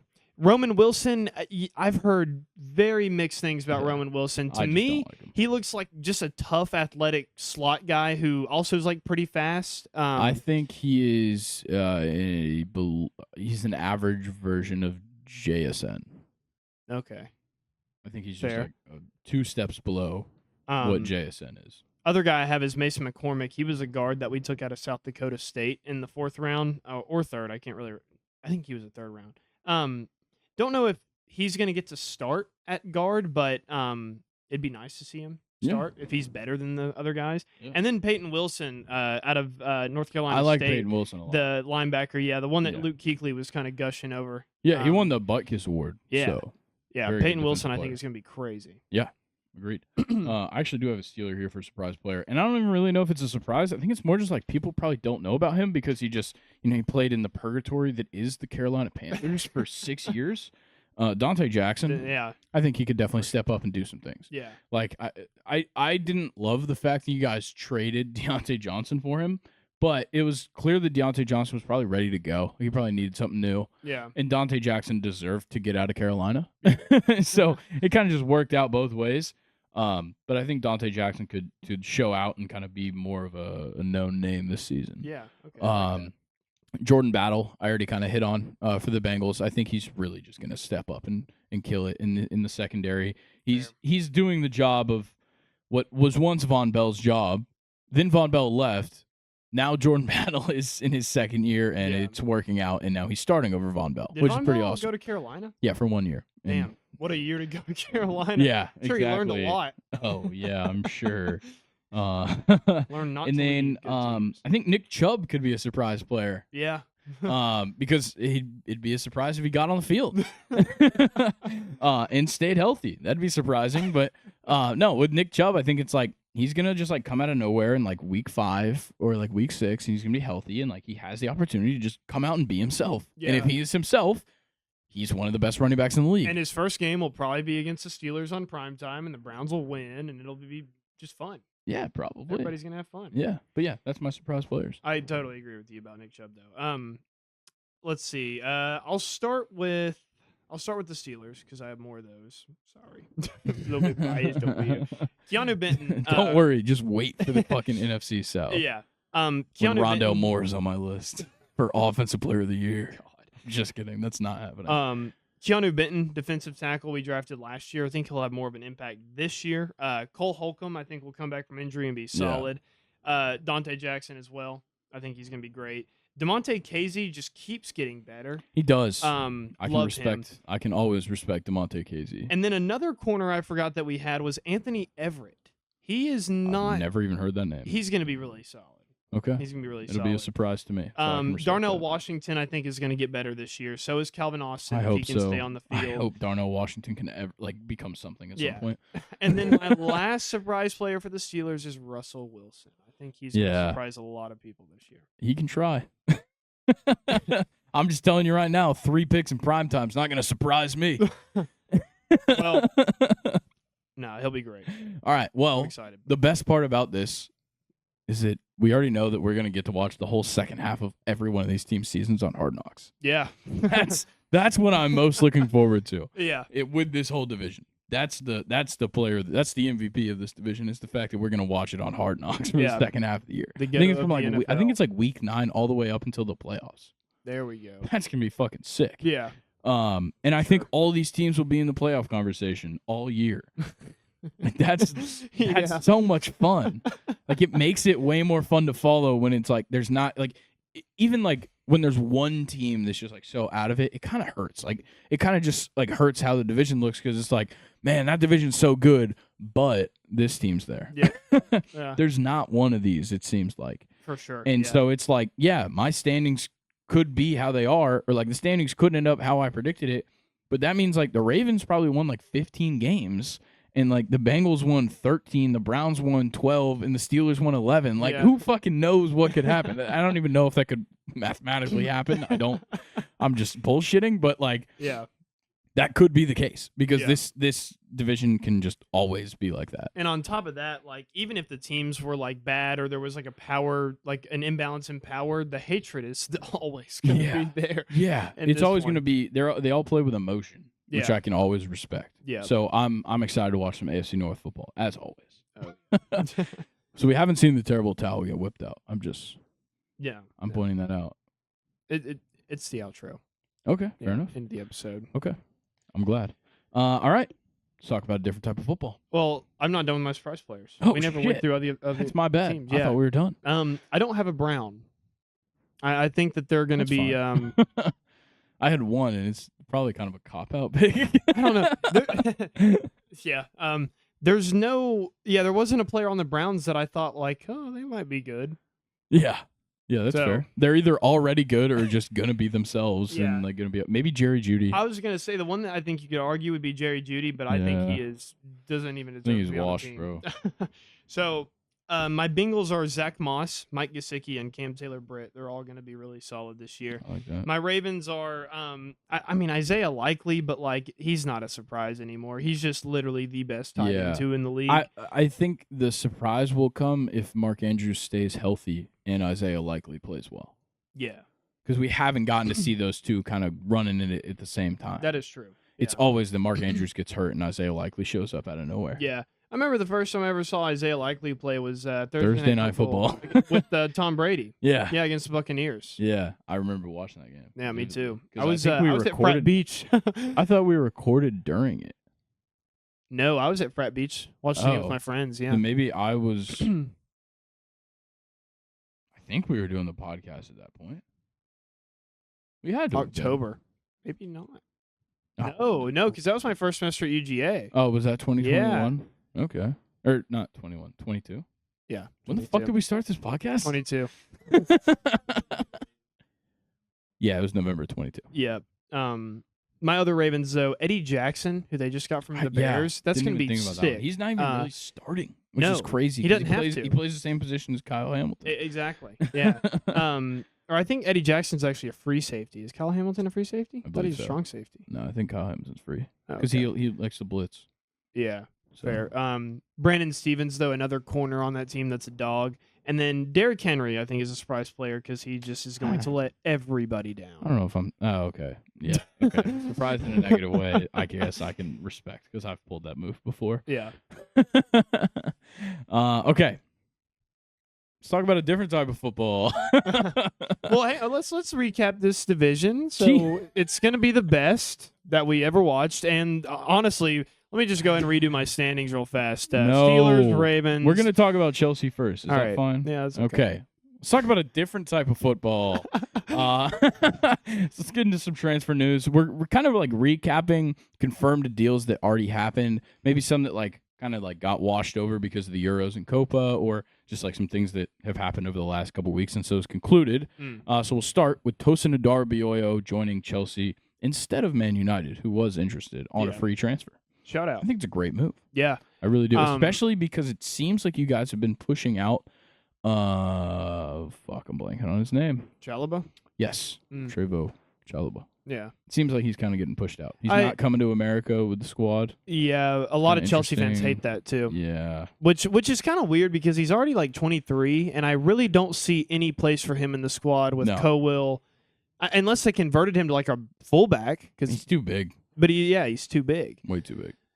Yeah, I think you just sell him. Sell him to Crystal Palace. Then again, with Thiago Silva retiring, you might not know. But then you got Axel Disasi, Benoit Badiashile. It's just loaded. You have so much depth at center back that you can live without the guy who hasn't really played up to expectations. Exactly. Let's talk about Man United making some good moves though. I have to kind of tip my cap to these ones. Manchester United paid for the release clause of Joshua Zirkzee from Bologna, which I think was only 50 mil, which for a top tier young striker, very good. Yeah. Was Højlund more than that? I think so. I think Højlund costs 80. Nice. Pretty crazy. Wow. But yeah, you get another underrated young Serie A striker. Maybe a guy that's better than Højlund. Maybe. Zirkzee was very fun, but it could just be a product of how good Thiago Motta coached that squad. Yeah. Because it doesn't seem like they're wanting to stick together. Yeah, you are going from Erik ten Hag to you're going from Thiago Motta, who just got the Juventus job. Yeah. To Erik ten Hag, who kept his job because he won a tournament. Which I'm so excited about, by the way, because I think the Serie A is going to be so much more competitive with Juventus getting a as long as they don't get fucking financial or what violations did they even get? A couple. Was that last season or was it the year before? think it was last season, but Yeah. like very early. Yeah, and they lost a lot of points, which threw everything off. But also Manchester United signed Lille center back Lenny Yoro, who's like 19 or 20. Wow. He's apparently fantastic. He's like the second coming of anybody. Anyone? I don't know. I just keep seeing that he's like, they keep calling him a wonder kid, but it feels weird to call a center back a wonder kid. Yeah. Like Endrick is the kind of guy you call a wonder kid, I guess. Yeah. Not a center back that's like just a giant Frenchman. But he's great. Lenny Yoro is awesome. I've been vouching for him over this past season, and he got the move to Manchester United, so his career's over. Just ask Di Maria. Yeah. Speaking of careers being over, just 1 year and 2 days after the confirmation of his move to Aston Villa, Moussa Diaby is heading to Al Ittihad at 25 years old. Oh, this man was so good at Bayer Leverkusen. Was pretty good at Villa. Not amazing. He was a little bit in and out of the squad because of injuries. Mm-hmm. Was there for literally a season. I was just like, yeah, fuck this. Going to get paid in Saudi. Like, what? I don't get it. It's just insane. I mean, like, you got to think, though, as like a young kid, like, what's the bad idea in maybe signing like a 3 or like 2 year contract at like 25, going over there playing and coming back? I don't know. I just open up a Saudi Arabian League savings account and just never spend that money. If I'm a young player, the thing that is in my way right now of going to the Saudi League for a bag is Jota from Celtic. He went over there, immediately hated it, and like almost retired. Yeah. And just like had to like, I think Celtic ended up taking him back, but like he almost retired because of how much he hated it. He's like 19. Yeah. That's terrible. Yeah. Killed his drive. Yeah, and he was on the same team, coincidentally, Al Ittihad. But yeah, I don't know. If I'm a young player, I would like to stay as far away from what people are calling retirement leagues as possible. That is fair. Yeah. I think for me, like, if I want my career to be something, like if I'm a young, promising player and I want to have some kind of impact, go somewhere that matters. Yeah. No, for Look, sure. if you literally grew up busting your ass to make it to the professional level and be amongst your heroes, why would you not want to do it on the biggest stage? Exactly. That's what I don't get. Yeah. So because the Saudi League is not the biggest stage. Yeah, dude. Sure. Like it's like that fucking kid that the Braves drafted a couple years ago who turned down the Braves contract and just signed to Japan, and now he fucking sucks. Yeah, like, I never heard of that kid. Yeah, I can't even remember the kid's name. He was like a top 10 pick though by the Braves. Wow. And like they thought they were getting the next great, young pitcher. Yeah. And he was like, nah, the Japanese league is offering me more somehow, which is crazy because like a top 10 pick in the MLB draft is like 1.5 signing bonus. Damn. So the Japanese league was offering him a bag, I guess. Goes over there. Now he sucks and can't get into the MLB. There you go. And it's like, why do it? Like, you just wasted your entire career. Yeah. So I see it very similar to that, where it's like, why go over there in general? I get it. Bologna lost another one. Riccardo Calafiori, who kind of blew up through Italy more than Bologna. I think Bologna put him on the radar. Italy, like, totally blew him up. Yeah, for in sure. those group stages because he looked amazing for Italy. He's heading to Arsenal. And that's not good for him, and it doesn't really change Arsenal either. I think it does because he's going to play fullback. Oh, is he? Yeah, most likely. Oh. That may not be good for him. He played a decent amount of fullback for Bologna. I don't know, though. Like, I feel like he'd be a better center back, at least in the Prem. Maybe. New league. I think he works just fine at fullback, personally. I think he fits the mold of a Premier League defender just fine. Yeah. Like, he doesn't, I guess he's not exactly a Premier League fullback because, like, a lot of Premier League fullbacks kind of just play inverted. Mm-hmm. But he's a good physical defender. I think that bodes well. Okay. Yeah, fair. Portuguese youngster, João Neves, is heading to PSG. Another one down the drain. Gonçalo Ramos, and then João Neves. And João Neves put out, like, from what I understand, which is none of Portuguese, but from what I was seeing in translations, he put out like a very sad statement, like apologizing to Wow. Benfica fans for leaving. Huh.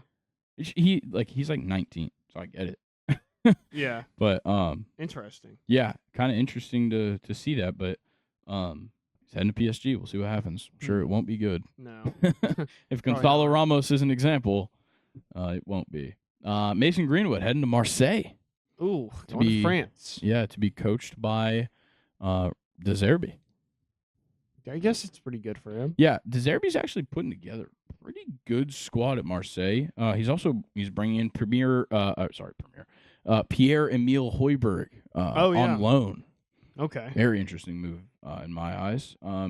Vincent Kompany just decided, like, fuck it, I'm just gonna ball at Bayern and just like get Michael Olise. Oh yeah. And like I feel like it kind of just went like uncompetitive. Like nobody even tried as hard as Bayern did to get him. Like this happened really early on. Yeah. Like Michael Olise was like the hot topic of the last 2 transfer windows. Yeah. Or I guess like this one and the last one. And like it was like Man U, Arsenal, Chelsea. Like everybody was talking about Michael Olise, and Bayern just swoops in and takes him. Yeah. It's just out of nowhere. I definitely thought he was going to stay in the Premier League, and I did personally, too. I don't know if it's because like of the little echo chamber I'm in with just like Chelsea Instagram accounts, but it seemed like we were the front runners. Yeah, I can't believe anybody. If there's ever something that says 2 teams in the same tweet, I don't believe it. It'll be a different team. Yeah, or he never leaves. Because I'll see like it'll be like Liverpool and Arsenal leading the race for blah blah blah, and then like the next tweet is like Barcelona and Bayern are leading the race for this guy. And it's like, no, they can't all be leading the race. That's not how the race works. I absolutely love this move. Aston Villa signed Amadou Onana from Everton. Defensive mid. So good. A fantastic replacement for Douglas Luiz, who transferred to Juve, alongside his girlfriend, Alicia Lehmann. Oh, she also went to Juve. That's right. Very cool. Yeah, it is Kinda pretty awesome.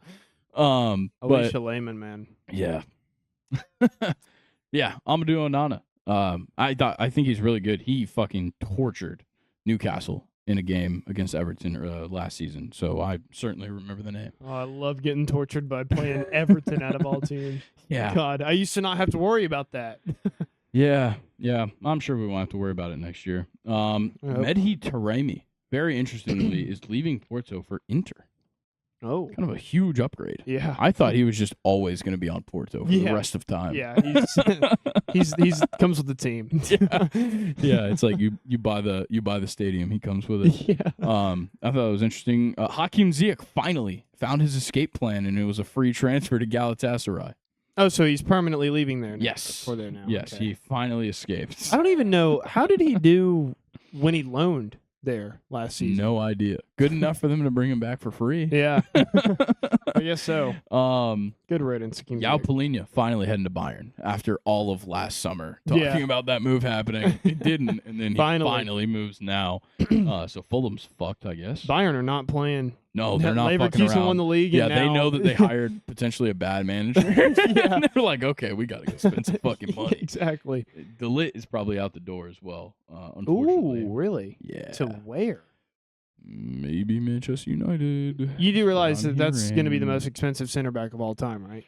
Could be. He's kind of, I don't know, he's kind of out of favor at Bayern. They might get a discount. Not from a Premier League team, though, I bet. I don't know. We'll see. Serhu Guirassy making the move to Dortmund. I like it. I don't even know if you're familiar with him. No, I do. He's not. So this is what Dortmund does. They go out and they just pick up like the best underrated striker in the Bundesliga every year. Yeah. So, like last year was Füllkrug. This time it's Serhu Guirassy. Füllkrug came out of fucking nowhere, didn't he? He was awesome in the Euros. Yeah. Yeah. And he scored in the Champions League final, did he not? Or no? Or did they get clean sheeted? I think they got clean sheeted. Maybe he was the own goal of the Champions League final. I think he did score. Yeah. Champions League final.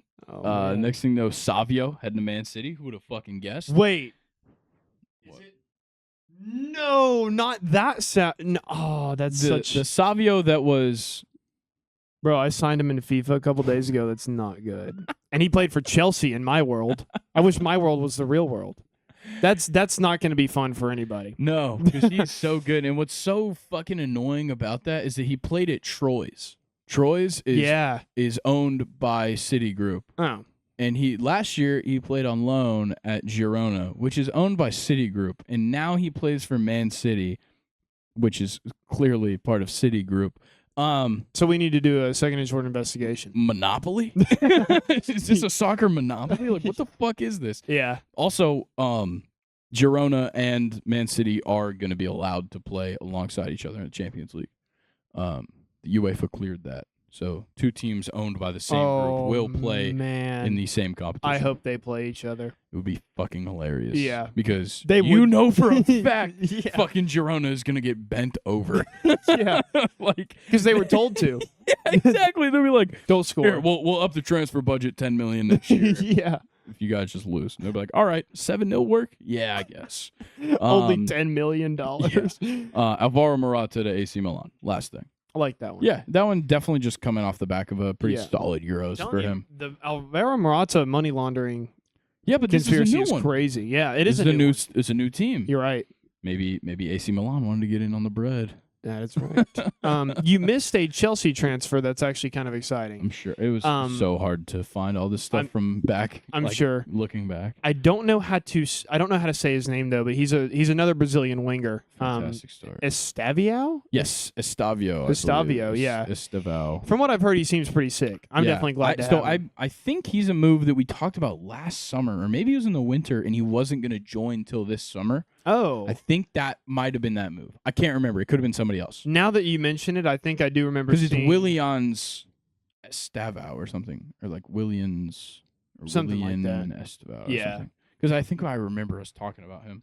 And like it just like he never actually went. Kind of like Endrick. Like Endrick technically signed with Real Madrid like last year. Yeah. But like they just let him play one more year. Yeah, I don't know where that like move came from to do that. I don't remember anybody ever doing that. I don't know. I've heard about a lot of teams attempting to do it now. Yeah. Like I've heard a lot of stuff about Real Madrid trying to do it a lot. Obviously they did it with Endrick, but I even heard about maybe what's his name?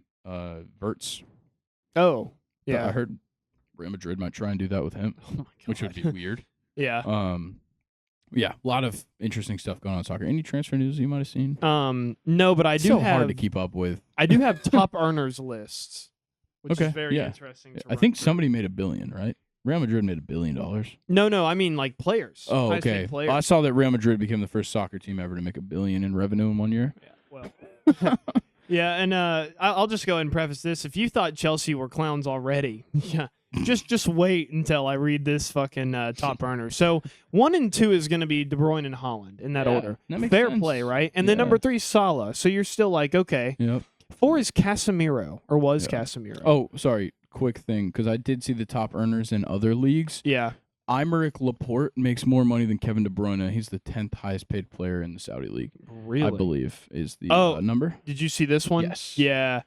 I believe he makes the same or more as Kevin De Bruyne. Yeah. Koulibaly's the highest paid center back of all time. Yeah. In the Saudi league, probably. Yeah.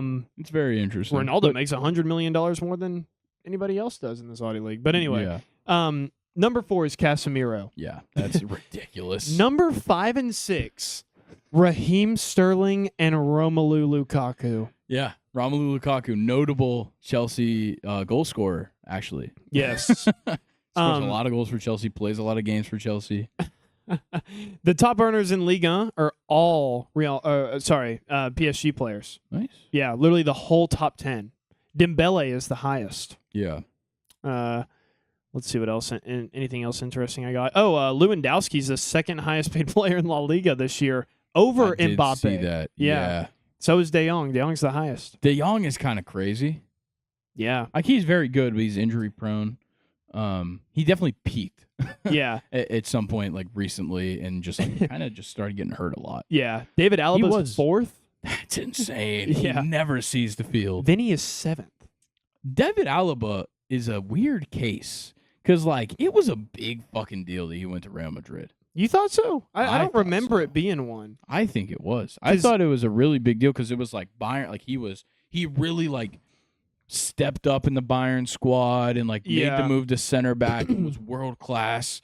And like then he made this move to Real Madrid. Yeah. And just did nothing. Well, because I remember when Real Madrid signed him, I was it made concerned no with where he sense. was going to start.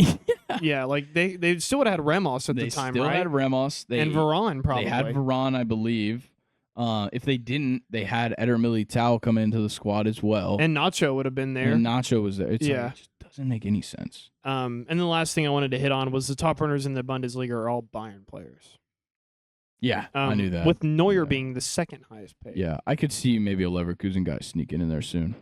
Oh yeah, probably. If Cristiano Ronaldo. If they stick to this. Yeah, that's right. That's the other team he's actually linked to. Yeah, but I just wanted to run through that. Yeah. I thought it was interesting. Yeah, I'm gonna start a transfer rumor real quick because we made up. One. Oh yeah, we made up one before the episode was recording. I think. Yeah, that might have been on the episode. I don't even know. So the one that we made up before, because I didn't want to go through rumors, so Luke said we can just always make them up. Yeah. Cristiano Ronaldo, the two teams leading the race, yeah, Bayer Leverkusen and Barcelona. Pretty crazy. Could you imagine if just somehow, like in a week or two, one of those It'd actually be fucking happened. hilarious. Yeah. Fabrizio Romano would be losing his shit, Yeah. dude.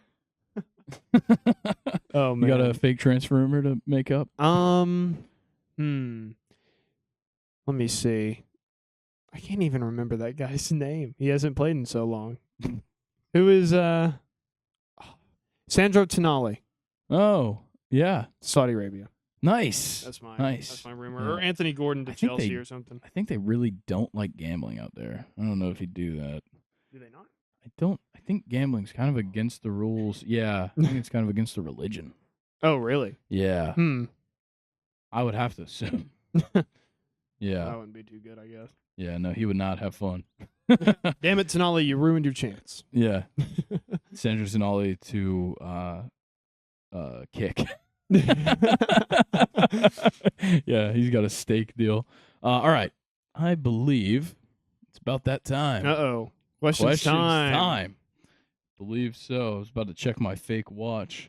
Yeah, it's questions time. Half-past Fueco. All right, Ethan. All right. It's all you. Nathan started off with, I guess, your ship names or something. I don't know. Nice. Said for Grook or maybe Layson. Nice. I like Nice. Layson sounds like a name of a baby that was born in the last 2 years.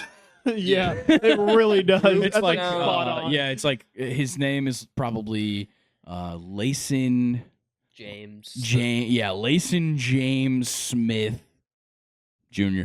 But he's not junior. He's the first one, but they called him junior. All right, continue. Grook sounds like a Star Wars character. Yeah, Yeah. well, it's just Groot is what you're thinking of. No, I'm thinking Gonk Droid or whatever. Gonk Droid. Star Wars.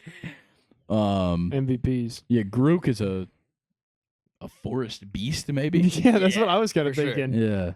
Like Groot. Yeah, Groot. I guess that is a forest. All right, first one. Yep. How much money would it take to only eat impossible meat for 1 month? Okay. I don't think it'd be that bad. No. But also, it's like, if somebody's going to do it, $1 billion. That's what with those But that's not like, questions- yeah, it's not like what, like, I guess the lowest amount of money possible that I would take to do it would be like whatever the fuck my grocery bill would be, I guess. Like, What is if it- I can get it for free. What was the question again? Impossible meat? Yeah, Impossible Meat. So, like, there's a company called plant-based. Impossible, and it's all plant-based, but it's imitation meat. Like, it doesn't taste. And It then doesn't taste like meat. for a month, But you can right? season it. Yeah. Yeah. For a month. But like, dude, I already just eat chicken and salmon. Like, I season it how I want it to taste. Yeah. I can season Impossible food how I want it to taste. I've had Impossible burgers. If you season them right and you grill them, they taste like a burger. It's just not exactly the same. Yeah. So like, I don't know. I'll just say like $500. I'll take a band. Yeah. I'll buy a PS5. Yeah, give me a little extra. I'll eat a bunch of Impossible meat and buy a PS5. Yeah. There we go. Yeah, I don't know. That one's tough because it's like it's really not that bad. Yeah. God damn it. Like if it was like if I had like, how much money would Mets it take? walked it off. Fuck the Mets, dude. How much money would it take for me to like eat everything in like Jello mold form? That would be a different number, much higher. But like yeah, something like that. Like it's not even that crazy. Nah. All right, continue. Now look who's losing to the Mets. No, Both right. of us. Mets are hot. They It's might Grimace. fucking overtake Gay us in icon the division. Grimace. Oh, hold up, guys. I just got a text from Kamala Harris. All right, sorry. I don't get those. She was asking me if I was up.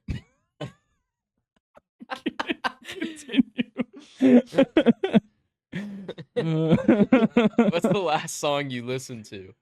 Time by Olivia Dean. Banger. Absolute banger. Oh, I got a also cool have another story song. with mine, actually. Go ahead. I have another song that I was also listening Mine to. is actually a Sublime song. And I can prove it right now. Literally, I just opened Apple Music. Yeah, that's exactly what happened. By Olivia Dean. Yeah. Right there. I just want to say mine. So Ethan's has got to be Homicide Beano. What's with you thinking I listen to Homicide Game? It's just a funny one to bring up. No, it's got it. You definitely were just listening to Same vein, I'll say that. Ken Carson. Go to the Moon. All right. Play with Cardi, Oh my Kanye West. god. All right, Luke, what was Whatever. yours? A Sublime song because Nice. they're making a comeback now because Nice. the lead singer who died like in Yeah. the 90s, Yeah. his son is now a full-time member of the saw that. band. That's awesome. Yeah, it's sick, and they That is really sound cool. like Sublime. That's cool. Yeah, it's really cool. Shout out Santeria. Love Yes. that song. All right. If you had the Oh, sorry. Nope. I had one other song that I My bad. really enjoyed listening to. It's called Sounds Like the Radio by Zach Top. Great song. All right. Top. Yeah. if you had the first pick in a fantasy league this year, who would you take? Christian McCaffrey. I would keep Christian. Yeah, I was about to say, McCaffrey. we have keepers this year, and Luke got the first pick last year, so he's keeping Christian McCaffrey. I'm keeping Jamar Chase, in case anybody was wondering. Oh yeah, Um, no. It's I- between him and Jahmyr Gibbs, so it was always going to be Jamar Chase Gibbs, personally. Yeah, I'll pick Jahmyr in the first round if that's what it takes. But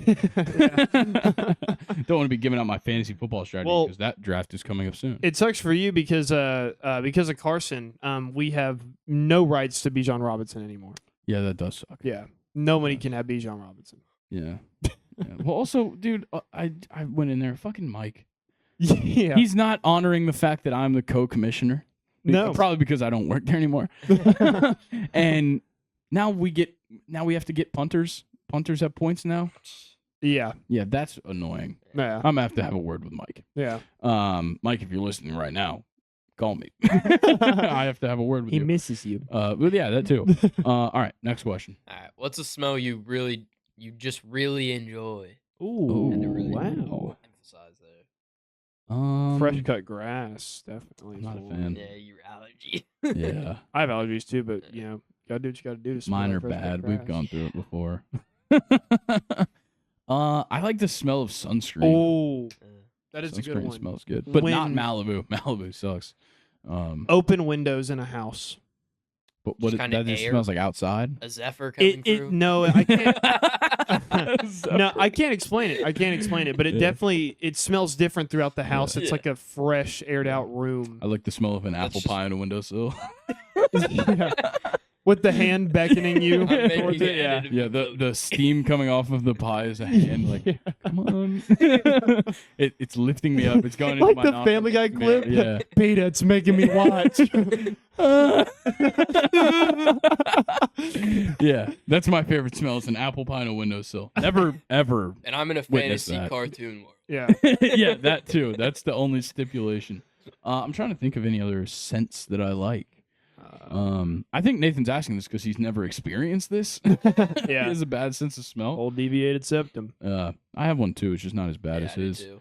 I'm trying to think. I do love the smell of a good like salty cheese. All right. I'm a cheese guy. Yeah.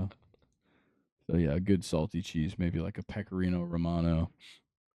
How about when you're walking through like the downtown of a city and you get a whiff of a restaurant? Oh, When you I get a thought. whiff of trash. Oh, I know. I was thinking like a whiff of weed. as you're No, walking down the street. no.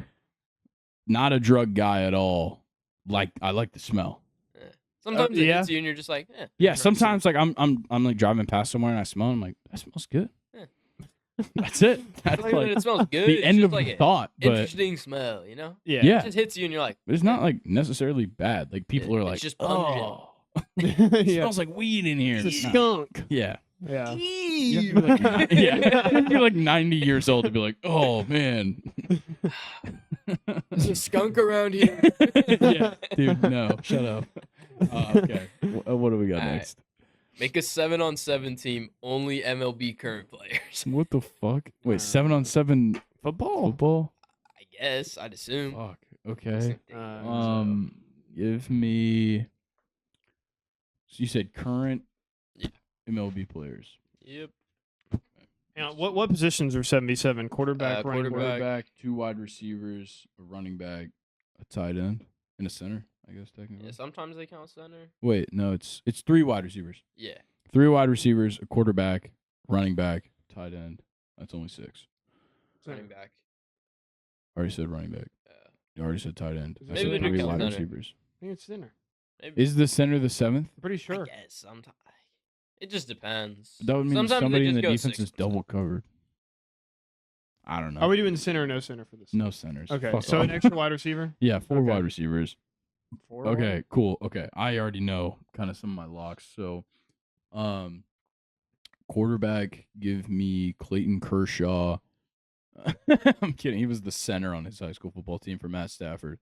Let's see.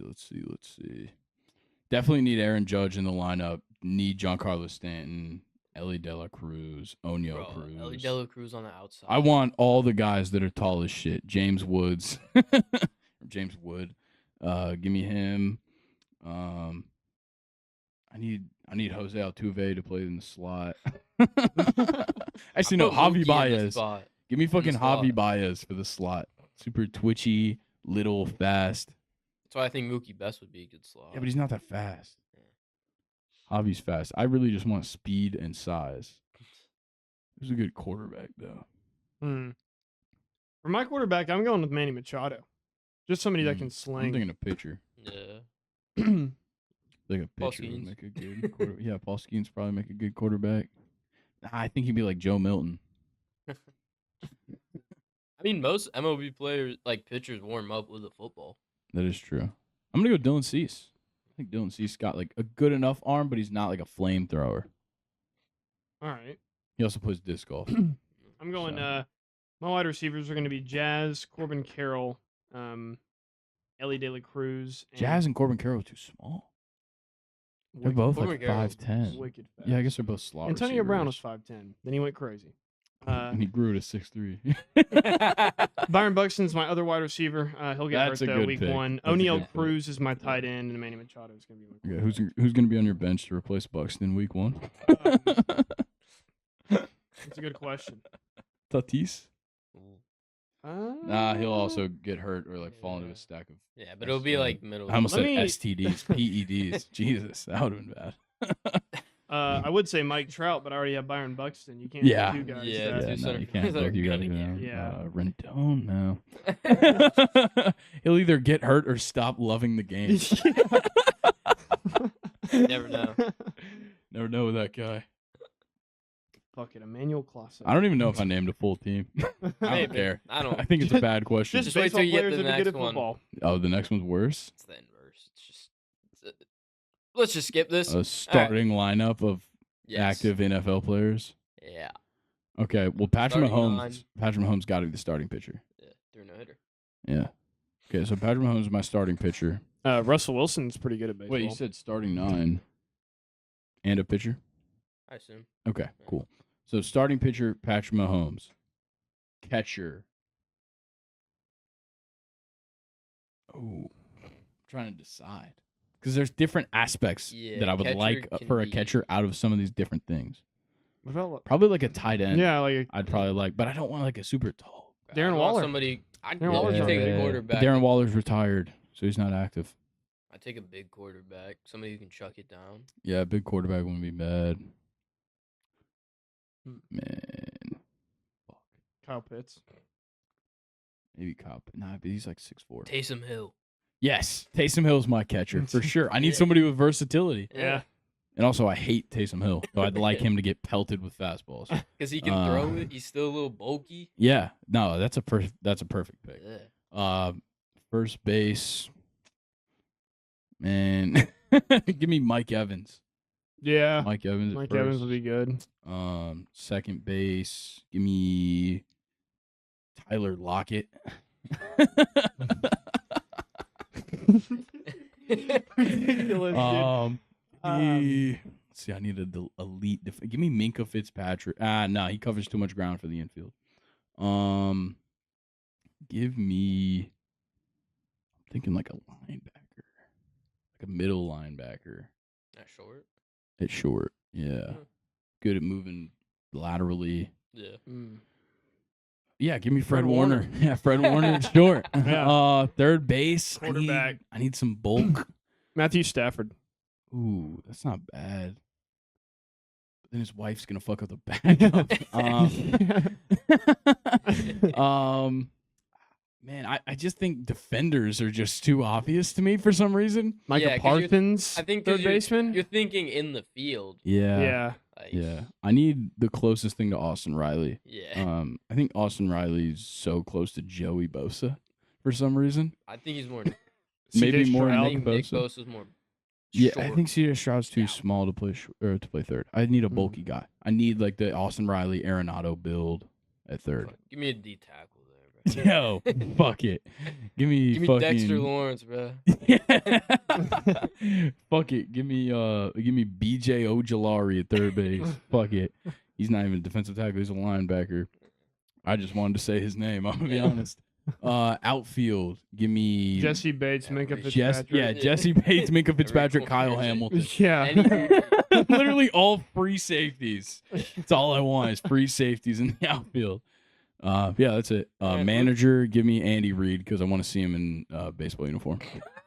He's gonna look like Chris Christie at the fucking softball game. You know exactly what picture I'm talking about. I've brought this up on this podcast. I've brought it up times. one time. Yeah, dude. Chris Christie at the softball game is the funniest picture of all fucking time. Oh man. Who would have thought we would have name dropped 2 politicians on this episode?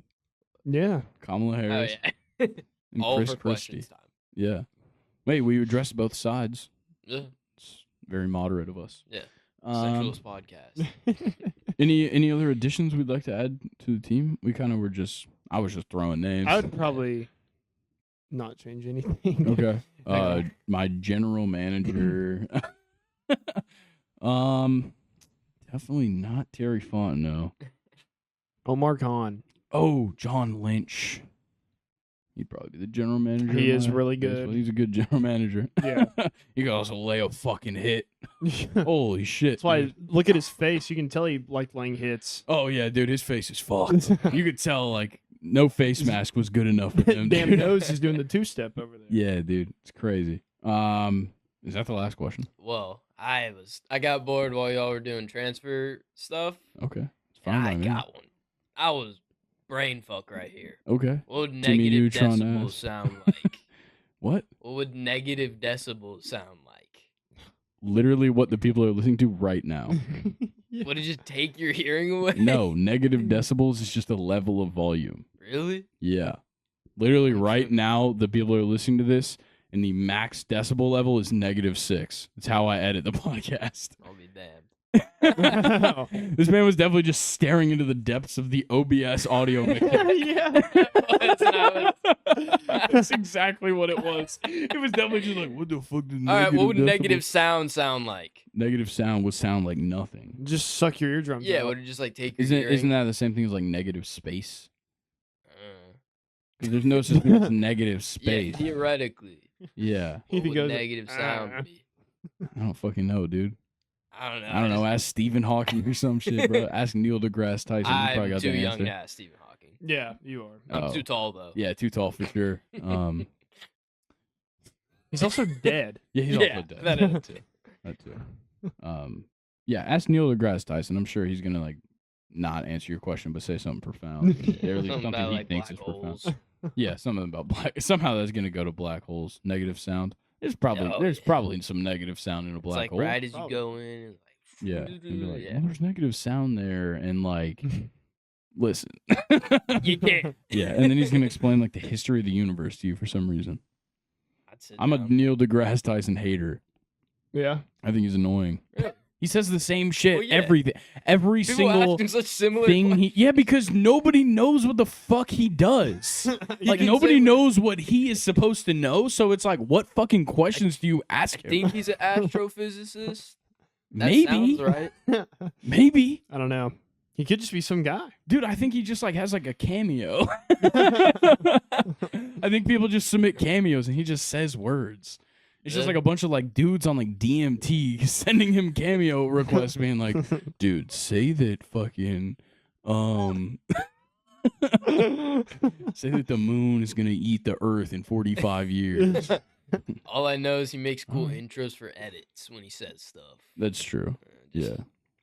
That's all he does. Cool intros for edits. Yeah, that's all that matters in life. Sports edits they've gotten to another fucking level. Also, just like random cool. Yeah. Stuff. Go follow me on TikTok if you want to see me repost sports edits all the time. That's all I do, bro. I got a folder. Okay, is that everything? Yeah. All right, that was a fun episode, I think. Yeah. I don't really know how else to end this. It was a fun episode. Dragging. I am dragging. It's 10 o'clock. Tell. I've been up since 7 a.m. Really, 10 o'clock? Yeah, I have worked 19 hours in the last 2 days. I'm dragging for sure, but I'd like to get us out of here because I would like to edit this and go to bed. So shout out to Grayson, all the hard work he puts in. Honestly, seriously. Thank you. Seriously. I'll catch you back here on Monday. Of course, make sure you like, subscribe, comment, turn on the post notifications on YouTube. Make sure that you rate 5 stars and give us a follow on the podcast platforms. Follow us on all of our social media. It's right down here at the bottom of the screen. And, of course, make sure that you join the Second and Short subreddit so you can submit your own questions, r/2ND short. All right. Luke, anything for the people? No. I saw that I'm terrible all good. towel come out. Yeah. Okay. We're chilling. I'll catch you guys on Monday. Go Steelers. Luke will catch you guys on Friday. We'll catch you guys later. Peace. Peace.